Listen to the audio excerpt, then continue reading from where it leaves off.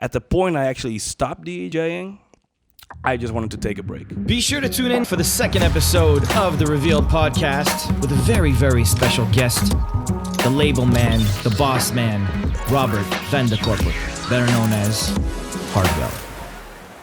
Well, I gotta say that I'm pretty honored and excited to be here for the second episode of Together We Go All Out. In the new Revealed studios. And on top of it, I am talking to the guy, the one and only, the guy who needs no introduction, but we'll give him some facts anyways before we go into it. We got the guy who's been active since 2002. Started when he was 14, first record deal. In 2010, started his own imprint, Revealed Recordings. 2 documentaries. 2 times number 1 DJ in the world. 2013, 2014, always number 1 in our hearts though. And in 2018, made a decision to quit touring, take a break. I'm super happy to be here to talk to you, the brother, Hardwell. What's up, man? What's up, man? Super cool to be doing this in the new offices, man. It's beautiful. Right? Congratulations. Great, yeah, thank you. Sick.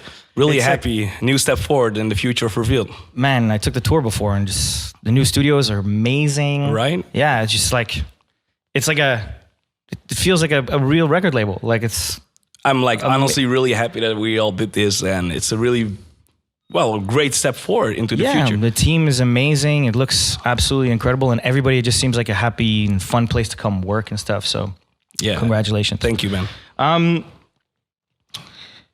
Before we go into deep stuff or, and factual stuff, just from man to man, how you doing right now? You know what I mean? How is everything going since the break, since the big decision? I think I've never been better than I am right now, just in a personal way, over the last year, I spent a lot of time just enjoying life, in general, with family and friends. And I know this sounds so official because that was what the statement said. I'm taking time off to spend. Yeah, for sure. But I discovered myself again, how a regular life is, doing my own grocery shopping, spending time with my mom and dad, seeing my friends on their birthday. Normally I was just touring and regular important stuff that you don't necessarily get to do. Yeah, and for over the last decade, I never had a regular life. So I'm really happy that I'm living a normal life now. We're with Reveal, as you mentioned. We just bought an office, a proper office, and I'm here to take care of it. Hands to take on, care of hands me. on, I'm here. I'm here to guide the guys. I'm here, behind the scene stuff. I'm still working a lot. I got asked the question a lot. So, oh wow, you're on a sabbatical, and so what you're doing? How does your life look right now? And people think I quit working. They couldn't be more wrong. Yeah. Sure. I quit touring in the first place, and I'm on a weekly basis. I'm still 5 days a week in the studio, checking music, working on music. I'm here at the office once a week, once in the 2 weeks. Just sometimes just to hang out, and sometimes official stuff, meetings. And I'm sure doing stuff like that makes you rediscover yourself, not just personally, but even musically too. I'm sure having taken a sabbatical, you have more time to be free. Things are less rushed. Yeah, you get to explore more. I'm sure that your discovery, it's a rediscovery in many different facets of your life. In a lot of different ways. I'm discovering myself in a lot of new ways. I feel like the kid Robert, myself. When I was a kid in my bedroom studio in my parents' house, I was just making music. There was no deadline. I was never in the studio to make a hit record. I was just making music that came from my heart, that I really liked. For my whole career, I was always making the music that was really close to me, the music that I wanted to hear on a festival or in a club. And because of all the deadlines, all the festivals, at a certain point, I was touring that much that I was only making music that worked in my set as a DJ. Yeah, that was the focus, right? That had to be the focus. Exactly. Yeah. I made the music that really worked in my DJ sets, and now I'm making music that I really like. and I'm not doing any DJ shows. So in a variety of different styles, by the way. Yeah, You know, like that's what's cool. Yeah. in like a lot of different styles, and it takes a lot of time though. But now we're a year later, and I've never been as happy as I am right now in the studio. Like I really enjoy the music that I'm making, and I don't know, it feels closer to who I really am. More personal. More personal. Like I'm Getting really, back in touch with yourself. That's it. Yeah, that's basically it. I have a question, random question. Since you were talking about like how you felt when you were a kid, besides being a DJ, was there like, did you want to like do something else? Did you want to like be a police officer or anything? Like when you were a kid and your parents would ask you like, hey, what do you want to be when you grow up? Like what did you have any other aspirations when you were that young? In the very first beginning, I said dentist, but I never know why I actually said that. No, like on the other hand, like I really like to do like a lot of visual stuff, like graphic designing, and yeah, we did a lot of that actually. Well, I was like a big part of the redesigning of the whole revealed artwork and myself with the team, and yeah, I like that. You know, being more involved and focus on that. Well, it's your baby because I don't like. I know this story. I don't know if a lot of people know this story, but I like when you told me the story that, Revealed was basically born out of a need. Yeah. Like as in you were making the music that you liked, that you loved, like you were talking about, right? Yeah. That you didn't have a deadline. You didn't have, and you just wanted to hear that stuff. Yeah. But nobody was really signing that stuff. Like you would send that to a bunch of different people and it's like your records weren't getting signed. And then you were like, man, screw this. I got to do it myself. Yeah. And go figure, Revealed has become one of the biggest independent dance music labels in the world. Yeah, it was so weird, before and still till this day. Now I got like the stamp of big room house or whatever it is, but I always played progressive house, electro house. I made all kinds of genres and I always try to combine as much as I can. I don't want to focus myself on one specific genre.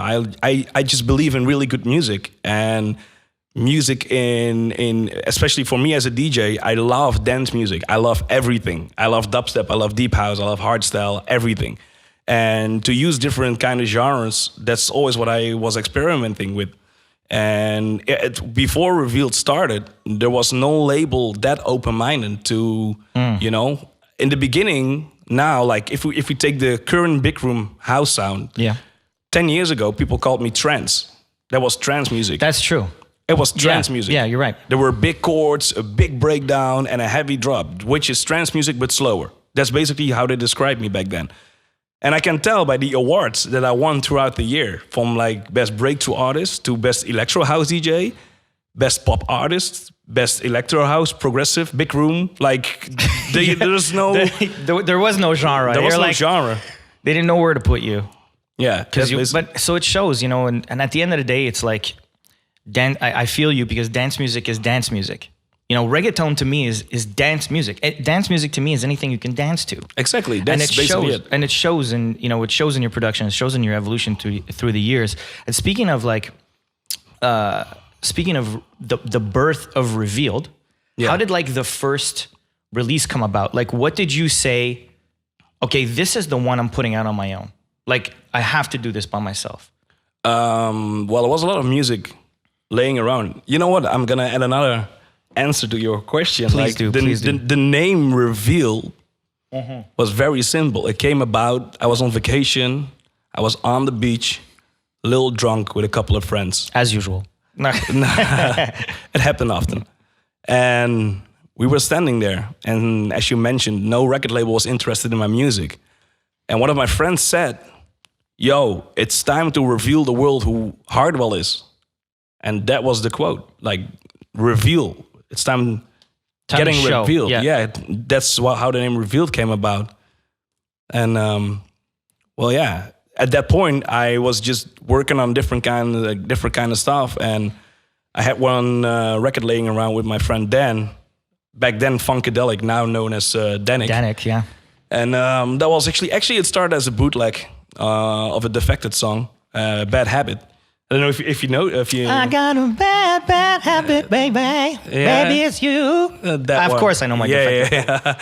No, that was actually the bootleg, and then we released it as the first release on Revealed, and from that point on, there was at that point there was a label bringing out that new generation dance music. That's what I call it, because like when Revealed. That's how you saw Revealed. how I saw Revealed, like I wanted to focus on the new guys, help the new guys, and work on new music. It was not like a record label that needed that Hardwell needed. Like, you know, it was not like it is Hardwell's imprint. Like, it's really weird to talk in third person, by the way, but No, it's like, fine. It's fine. It's fine. It's like I wanted to create a record label as a proper record label. Like back then, some of the DJs, they had their own record label, but that was for their own releases. And I wanted to focus on like other guys I believed in. That's why the first release was with Danik already. And how did you do that? Because, like, to me, starting a record label, if you're gonna do it properly, it's not like just, oh, this is a dope track, I'm gonna put it out myself. Like, how did you go about, like, you know, we're talking about legal, we're talking about creative, we're talking about like a bunch of different departments to run a record label. Like, where did you start? How did you say, you know, who did you go to? Like, what was the process in saying, okay, cool, I have this idea, well, bring every facet to life? Because we just talk about the music, but at the end of the day, that whole business, exactly, the whole back end is not what people see. How did you go about learning and getting interested in that? And who did you turn to? You know, who gave you feedback? Who, you know, how did you get that inspiration, the business inspiration? Well, the business inspiration for me started really young. As you mentioned in the introduction, I was 14 years old when I signed my first record deal. That was to a record company in Holland called DigiDance. And since I was 14 years old, I walked around at the record company. I wasn't even working there. I was just walking around. At some point, I had my own studio space there. But I was attending to meetings as well as a kid, because I wanted to know the ins and the outside. Just like sitting in the corner. Yeah, sitting in the corner and just listening to like how the business was working. And then at that point, I started Revealed with Matthijs, and he was like already working at DigiDance back then, doing legal stuff and royalties and like and licensing. And so yeah, he really did like the business side at the beginning of Revealed, and I was just like completely doing the creative side, from artwork to even the Revealed logo to mastering the tracks, A&Ring the tracks, and I've been DJing for a long time, so if you look at the releases of the first Revealed releases on Revealed, they were all like close friends to me, and they just kept sending me music. And when at a certain point that Revealed became bigger, and people, like a lot of young kids were like focusing on that before was called big room, like the progressive, the harder dance music style. Yeah. And finally in the world there was an imprint. Like there was like that could release that could push exactly that was looking for that. Looking for that. And then all of a sudden my DJ career took more off, and that's like when Revealed really showed like, yo, this is an imprint that's actually believing in the new focus of dance music, like the new hype. This is gonna be. We were all there before something like big even started. Yeah. Before even the term EDM, I believe. Before the term EDM, I believe. Because to me, that's something that's still to this day, people don't understand how complicated it is as an artist to even understand your rights, understand your publishing rights, understand your neighboring rights. It's really difficult. It's very, very hard to understand how to get paid. Yeah, you know what I mean? To understand your revenue streams. So, do you really think that, you know, because you were in those meetings, that's how you gained an interest and that's how you understood very young, and you were able to give that knowledge to the guys, to the team, to execute while you were on tour? Or is that something you also had to take care of yourself? Like, really? No, I had to really take care of that myself as well. And I started at the Rock Academy after high school, and then I learned a lot there. Like, as you said, like the business side of music. How does it work? How does a contract work? And even I had like the crazy story about, the first manager that actually kind of used me as a milk cow. Yeah, everybody has that one. The first one. That was kind of hard, but you learn. It's like that's life. That's the progress of life, and makes you better. Makes you way better. But that was like a really big inspiration for me. That with Revealed, I wanted to be more transparent for the scene, for the young kids. Like, I'm not here with Revealed to make a lot of money out of a young kid. No, I generally want to help like a lot of people, and just I'm focusing on the music, and the music is more important for me than like generating a lot of money or streams. Yeah, it's definitely never meant to be exploitive. Exactly, yeah. You know, being part of the label myself for many years, I could see the evolution, and it was never meant to be exploited. Always meant to help the artist. Absolutely. Good music. I always believe in good music, and that's like the business card of this record company. It's not a record company that, well, I think you can tell. No, we never released like shitty music just because it had. With shitty music, I mean like we never released a track that will work really commercial, but honestly, we didn't like. You know, every release we did was like we believed in it. Genuinely liked the record. Yeah. So, do you still remember how, when, where, what song it was? What was the first time you heard like one of your songs played on the radio? Like, were you in your car? You at home? Did someone call you and like, Robert, you're on the radio? Exactly. And this is that what happened? Yeah. I don't know. Like, I mean, maybe the diehard fans know this story, but coming back to my age, by the age of 14, I already had the name Hardwell. I was releasing stuff on my website for free, MP3 files. There was no streaming service back then, no SoundCloud, no YouTube, nothing. And I uploaded my tracks myself on my website as MP3. And well, they were gaining like a lot of downloads. Like for a young guy in high school. Yeah, it was like impressive that like it went up to like making 1,000, 3,000, 4,000. So like, yeah, it worked. And they were played out in some of the clubs and that was really cool. And then I was sleeping. I was 14 years old. I think it was like 11 p.m. or so. And my dad woke me up and they played one of my songs on the national Dutch radio, on the biggest radio station, 538. Ooh. And with the call, not playing the record, with the call, who is Hardwell? Can he contact us right now? That was live on national radio. And I contacted them, and that was my invitation to go to the record company, Digidance. And at that point, they offered me a record deal. That's insane. So the first time my record was played on a national radio was like more like a call for me to, Usually artists want to get on the radio, and this time it was the complete opposite. It was like, we got this record. Who the hell is this kid? And that was so funny. I was 14 years old, so I called the radio station. So we have Hardwell on the phone. Hardwell, is this you? Yeah, that's me. Like, whoa, are you a kid? Yes, I'm a kid. I'm 14 years old. 14 years old. That's funny, man. That's funny. And what about like your first, do you remember your first gig? Like, do you remember, how did that come about? Like, for example, I remember similar to Revealed, how it came out of a need. My first gigs, I had to put them on myself. Because no one would book me. So I had to literally come up with a concept, come up with a party name, come up with, hire promoters. Like that was the only way that I could do it. How did you go about it? Because on top of it, you were so young. Yeah. You're 14. So how did you go about getting your first gigs? How did you get, I think I heard your parents used to come with you to the clubs and stuff. Yeah. So that's even later. Like it started really when I was like 11, 12 years old. I had my first drive-in show.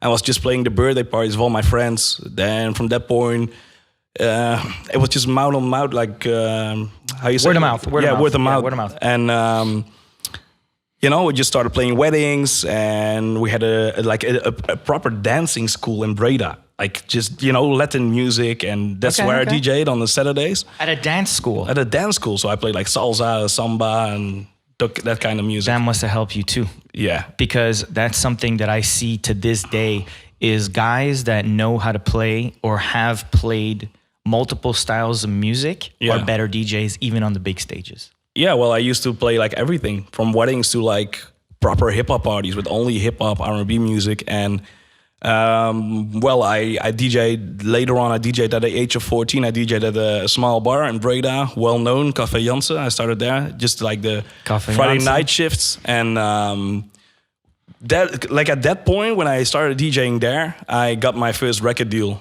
And from that record deal, I had a 360 contract, which means that they did my bookings, they did my publishing, they released my records, they took care of everything. And so there were like a lot of clubs contacting the record label. We want to book that new guy, Hardwell. And before I knew, I was playing throughout Holland, like Amsterdam, Rotterdam, everywhere. And still at a young age. 14.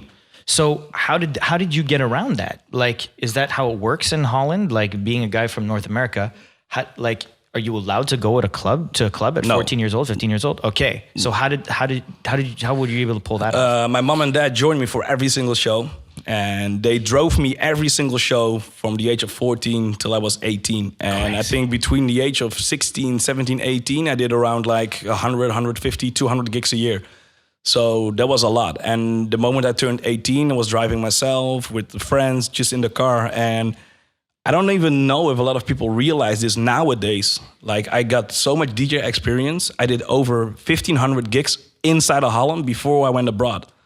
And I would like to say that Holland, to me, is still like the hardest crowd to play for. It is. If you can play honestly and kill it in Holland, you can kill it anywhere in the world. It's true. Like, and to this day, I think it's true. I don't want to say like the Dutch crowd is spoiled. That's totally not what I'm saying. I'll say it. But no, it's not. Like, it's not, because there are so many good DJs from Holland since the very first beginning of, like, since the invention of dance music. Like, when dance music got invented, and we had Tiesto, Armin van Buuren, Ferry Corsten, like all the guys. Holland is so used to all the big DJs. Yeah. As a new kid, it's really hard to prove yourself. And it's not because they're spoiled, but they know exactly what quality is. They can, Yeah, it's not spoiled. Spoiled as in... it's a negative like, word. Yeah, it's more like you're so lucky. Yeah, they know what they want to hear. Exactly, and like the so many DJs and producers are like bred in Holland. Like, you know what I mean? Like that's what they're used to. Exactly. Yeah, they're used to that insane high quality, and their expectation level stays that high because that's what they're used to. And it's funny, it reflects on the dance scene nowadays. Look at the DJ Mag. Even like if you look at the list, it's like 1,000,000%. Like only Dutch people, well, not only Dutch people, like there were more people from Holland than any other country in the world in the list. And same goes, and not even like the DJs, but even like the dance festivals.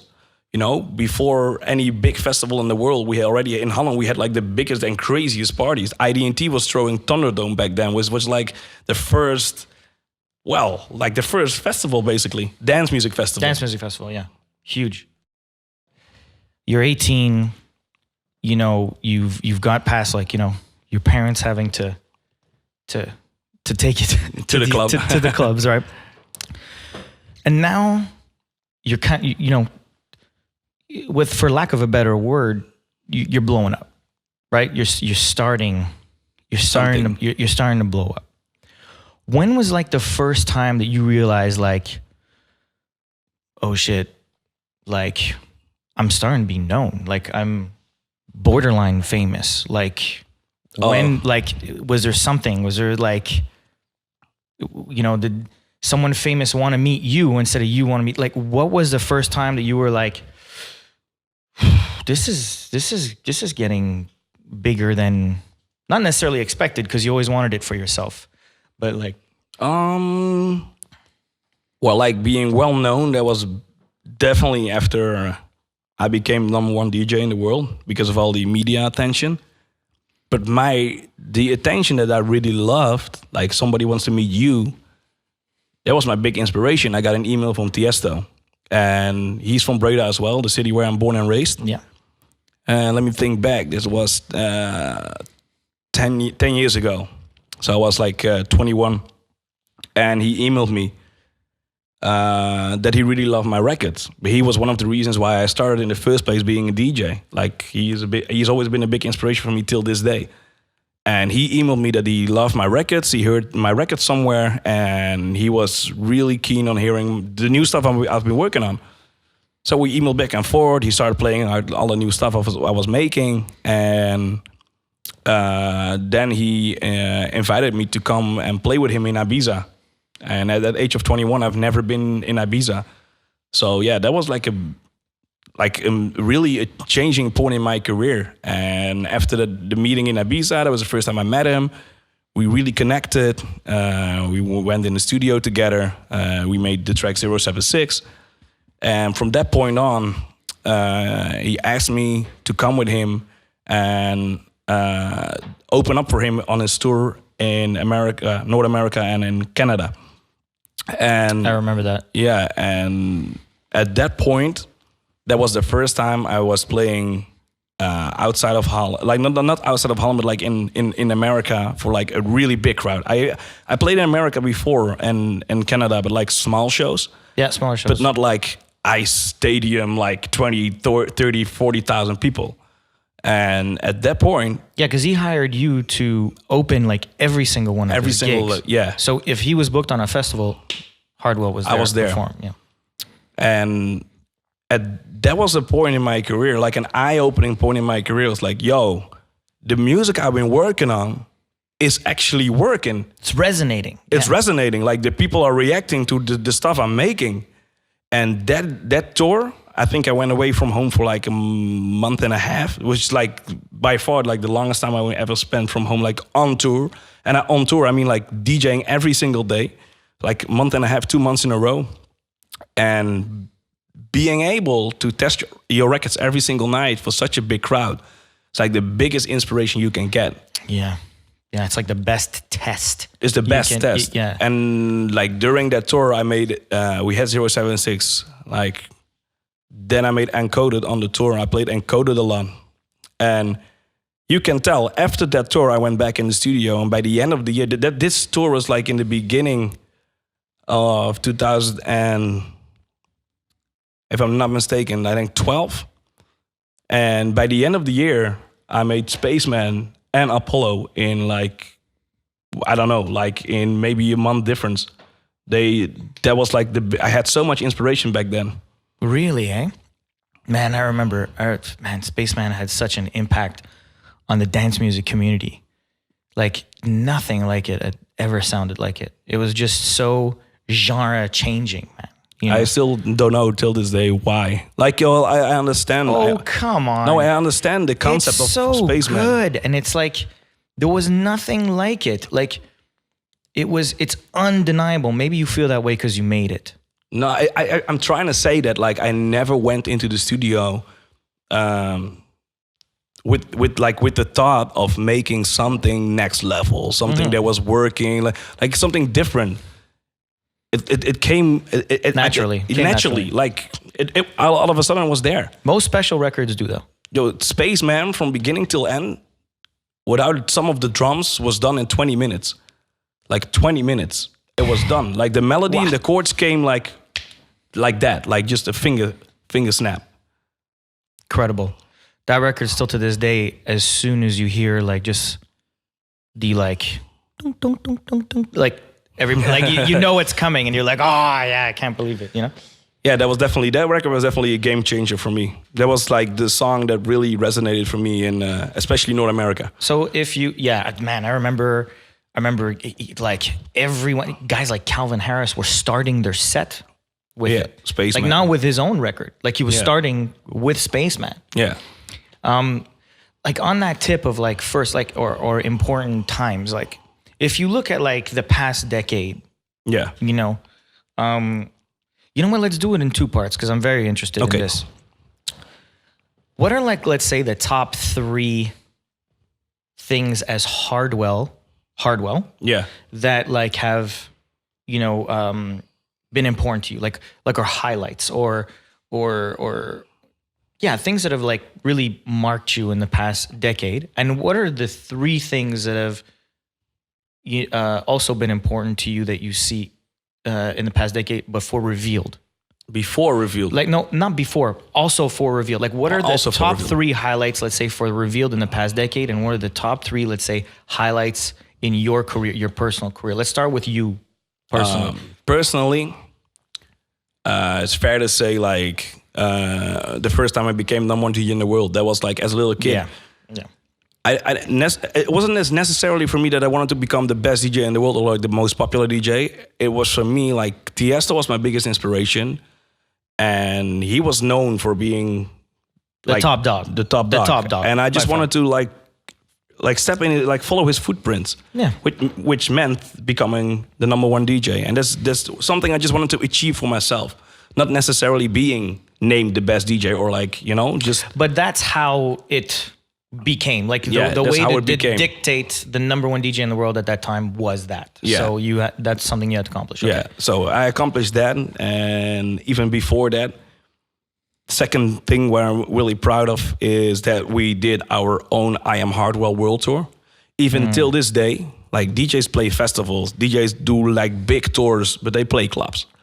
And they get booked by a promoter, etc., etc. No, we did the other way around. We, as in the team from back then, AM Only, Anna Agency, Revealed, Hardwell, Alda included as promoter, we did our own shows. We did like a concert your own tour. shows. Yeah. Hard ticket sell it concert tours worldwide, two times in a row. First I Am Hardwell, and then after that United We Are, my album world tour. And till this day, like just a couple of DJs did that. And I'm so proud that we did that. And third one? What do you think? I think at that point, so it's kind of like I became number one, we did the world tour, that I started my own foundation, United We Are. Yeah. And that was a point in my career that I was able to give something back. Yeah. So I gained a lot of following. I became kind of famous as a DJ. I was selling a lot of tickets. And with that being said, I could finally give something back, like on a big scale. Not like, oh, I'm starting my own foundation and let's raise a couple of dollars. No, it was like a proper way to give something back to the world. And we still, till this day, the foundation is still active. And incredible. We did the world's biggest guest list in India, because India has a special place in my heart. And I think being there, meeting the people, they're so appreciative that you did that. Yeah, throughout the years. When I so we did the first show. Let me explain what's going on in my mind right now. So we did the first show. We raised the money, came back to India, and like a year later, I actually looked the people in the eye, like the kids in the eye that we helped with the foundation. And there was a girl who wrote a letter to me that she actually wanted to commit suicide. And because of the foundation, she was able to go to school, and now she's becoming a doctor. Like she is a bright future because of, I say, a simple show I played. But with that said, with like a simple show, I'm trying to say, like, I was finally able to raise awareness for what was going on. Like, I'm not here to say like I'm gonna change the world, but I was trying to like something that really. I was heartbroken the first time I came to India that like there were so many homeless kids, and I just wanted to give something back, because it felt wrong for me to do a show there and just don't care about what I saw. And to be in a place in your career where like when you say simple show, it's not that it's a simple show. It's a simple act. It's a simple act. Like it's easy for you to do. Like it's not like, you know what I mean? Like, yeah, okay, you're putting something together, but it's something that you've experienced doing. Like this is something you do on a regular basis. Yeah. So just doing one thing. Yeah. Could be so majorly impactful by doing. That's not what that's what I'm trying to explain. It's not simple. It's not simple, but the like concept is like I do a show, we help people. Like exactly. That's what I mean. And like raise the awareness, and with like, I don't know, man. It was like life changing for me that moment. Yeah, I'm sure doing that. To be in a place like I said in your career where you give something back, yeah, incredible. On a personal note, and we'll get to it later, but on a personal note, and as a friend of yours, I could tell you something that I'm very proud of you. I'm proud of you that you decided to stop touring. Thank you. Yeah. I think that it was a ballsy move, and I think that it was important for you to do. And for me, as a friend, not just professionally, but as a friend, when you did that and you told me about it, I was almost in tears because I knew that it was the right move, and I knew you were doing it for the right reasons before things got out of hand. And it's not everybody that would have the intuition, the balls, just to pull back. Yeah, the way you did. So we'll get to that, but that's just me and my favorite. Well, thanks for saying that, man. It's weird. It's like you're not saying goodbye, but it's like who would have thought that you wanting to take care of yourself is something that I would be proud of you to do. Revealed. Yeah. Revealed. Talk to me about top some highlights, Some highlights. Canadian bus tour. No, I'm kidding. That was definitely a highlight, man. That was such a sick tour. That tour was amazing. Well, I'm gonna start straight to the point, man. We have our own office since last year. Yes. October 2019. We beautiful, open man. our Beautiful. Like it's not even like a label anymore, man. It's more like it's a record company now. Yeah. It's so different. Yeah. Till this day, I can't even believe we have our own. It's office. like you have corporate offices with a family environment. Wow. You know what I mean? It's That's like basically it. the walls. You know, the walls don't feel cold here. No, You know? no. That's not me, man. I don't want to be like a corporate like music thing. Nah. Well, But- we need to. But because you can, you have to have that side of it. Yeah, but we have a because, side. But because you took a break from touring, again, like you were saying, you were able to, put your footprint on Exactly. on Yeah, some focus on backend. different things Yeah. behind the whole show element. Yeah, and, absolutely. Yeah. And for Reveal, I think there's so many highlights for Reveal as well. We started doing our own events, selling out the events. I think 2019 was a perfect example of that. Revealed is not even like a face of dance music. It's not even a record company. It's not even a label. It's like a family. Like people are really connected. Even in 2019, when we did the Revealed shows without Hardwell, they sold out.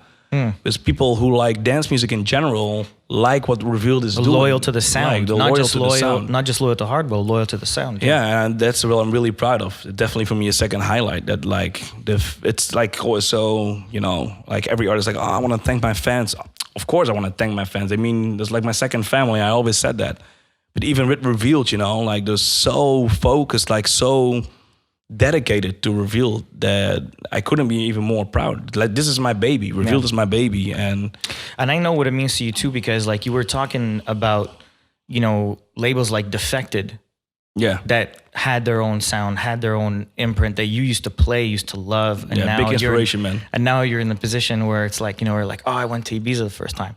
Yeah, you probably watched a bunch of like Defected Ibiza videos and like, oh my god, I can't Of wait course, to be there. man, You're of like, course. oh, like watching guys like Junior Jack and Kid Krem and all those guys, and like, oh man, I can't wait to Bob Sinclair. I can't wait to go to those parties.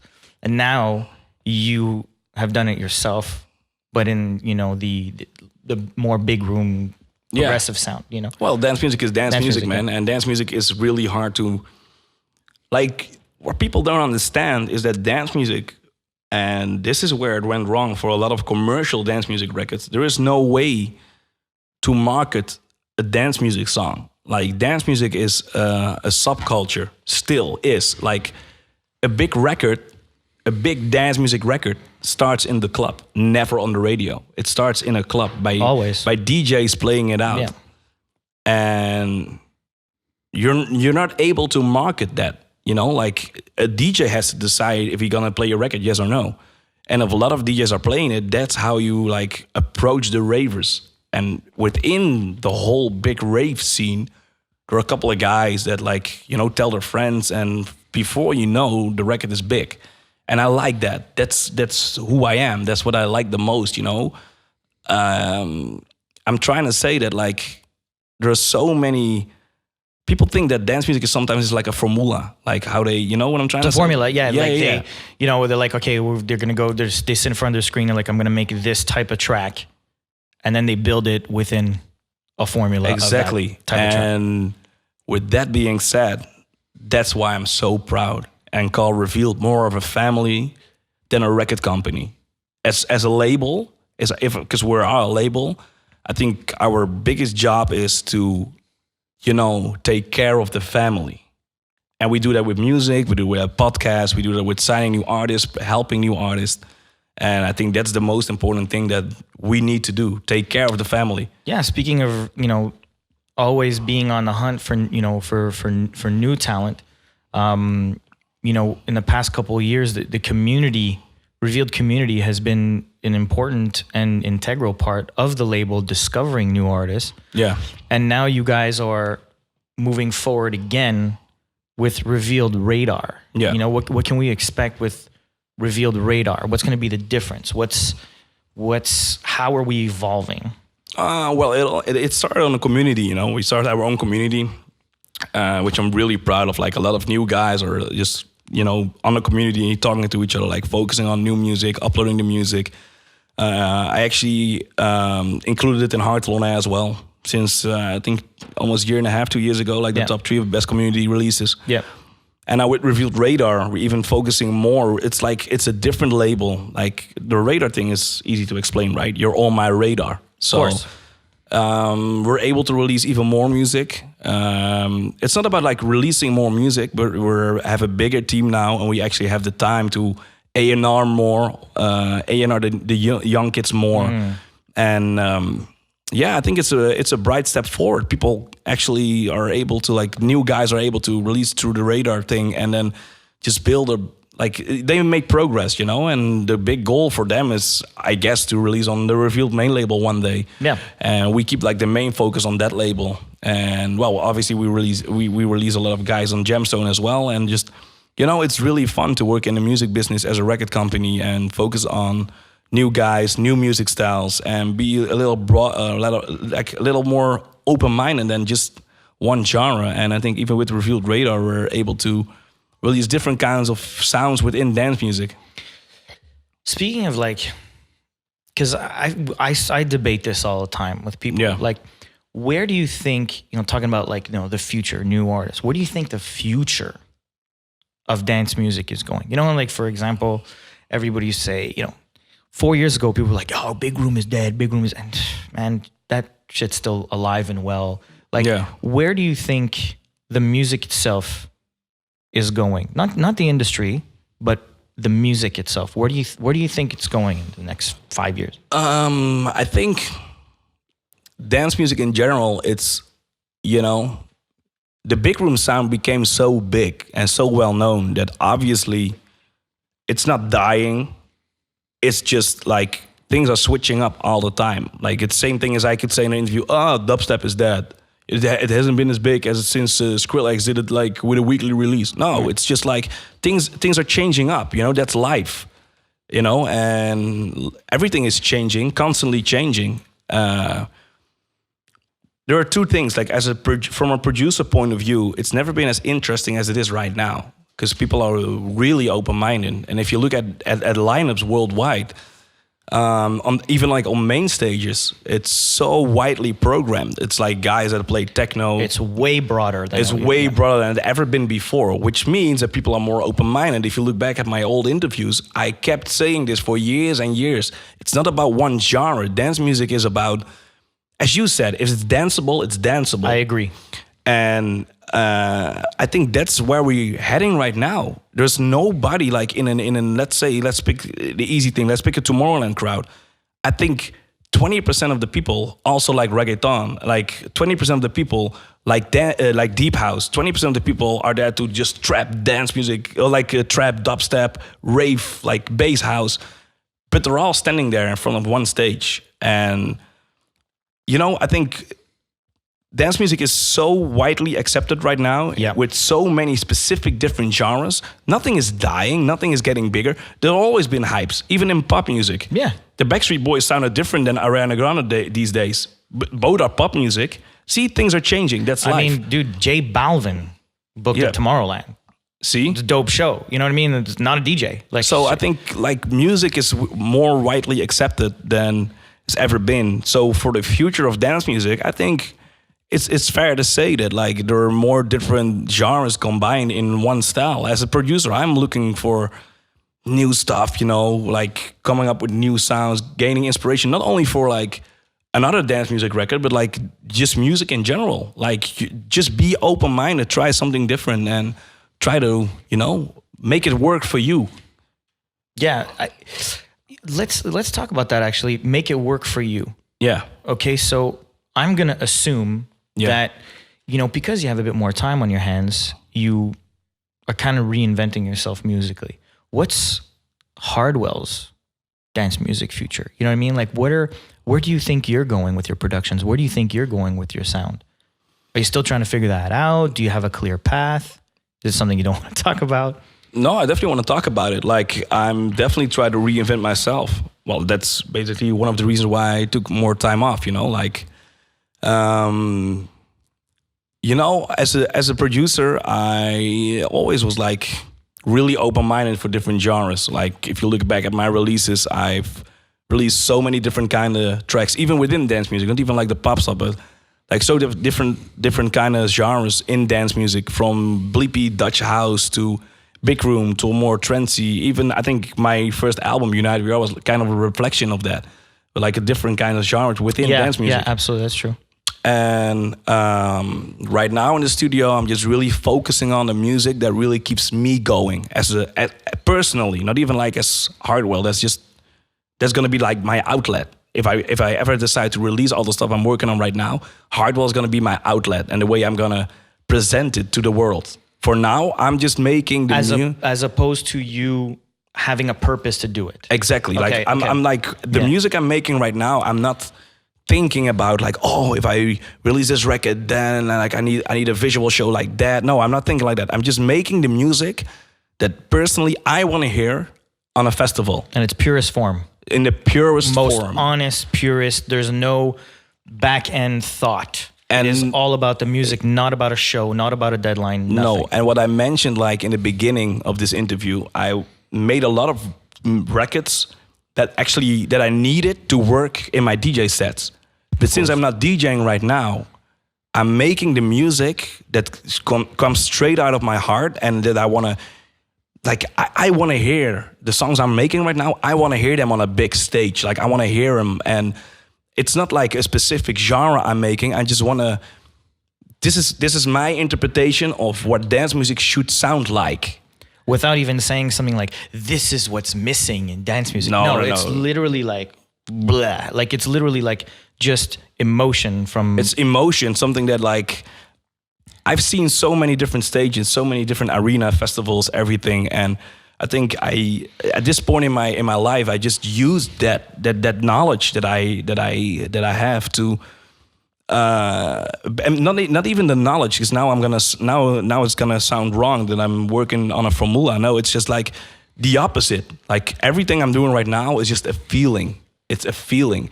It's not about, oh, this song needs 3 drops. This song doesn't need. It's formula-less. It's exactly. It's like it'll go wherever it goes. It goes wherever it goes. Like every song I'm making is like a journey on itself.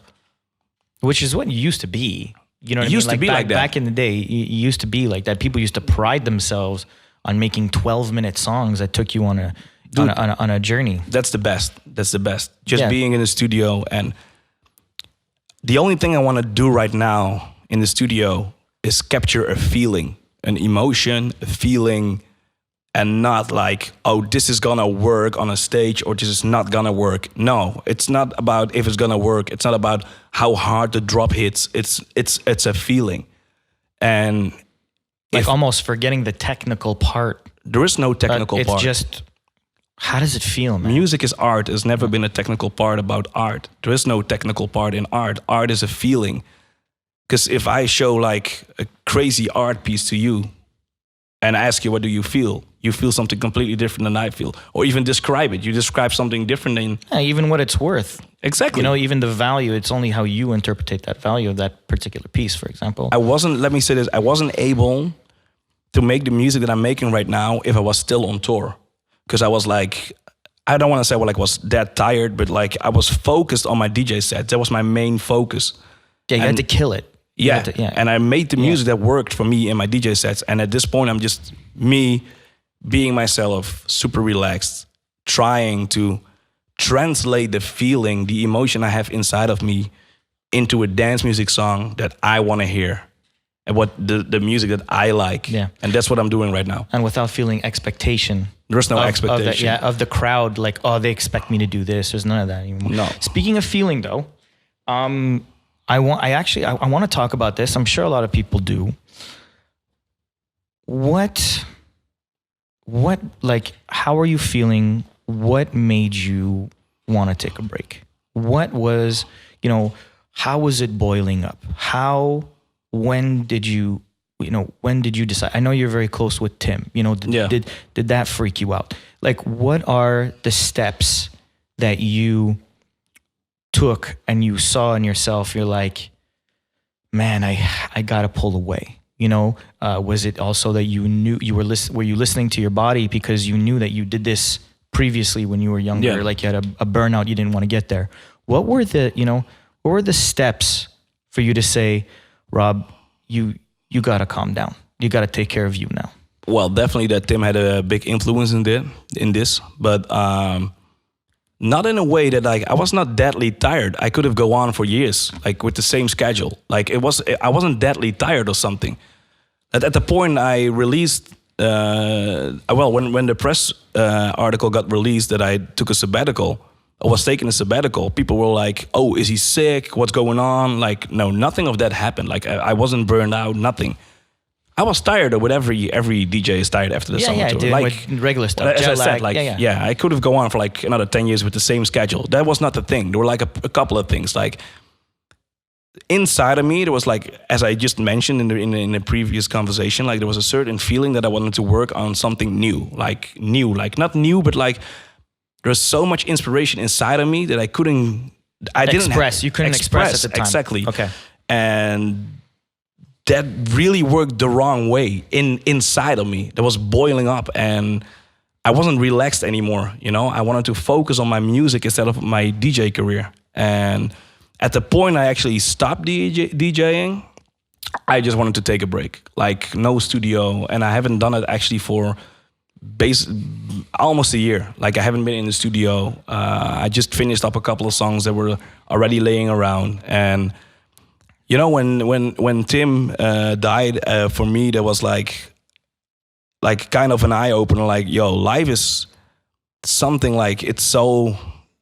I don't know, man. Like nobody know exactly can I describe what life is. You only get one, man. You only get one. And I wanted to make the best out of it, and I think for me at that point, taking some time off, it was like taking some time off. Not that I really needed the time off. For me, it felt like I need to take a step back right now to come back stronger than ever.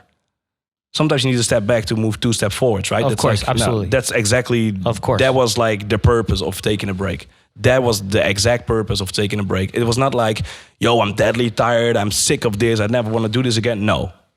I'm sure there's a relief to, you know, a lot of your fans and the people who care about you. You know what I mean? Because it is pretty drastic. You know, there was no lead up to it. It was like, this is how I feel, and doing it like without fear of like alienating anybody. You were like, this is what I need to do for me. Like I've thought of everybody else for a long time, and now I have to really think about myself.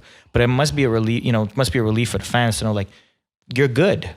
It's a really hard decision, though. It was a really till this day. It was probably one of the hardest things I've done in my life. You know, it sounds so cliche to say, but it definitely was. Nah, but cliche is real. That's why they call them cliches most of the times, because it's true. Yeah. You know what I mean? It's like, it's from every perspective, it's different.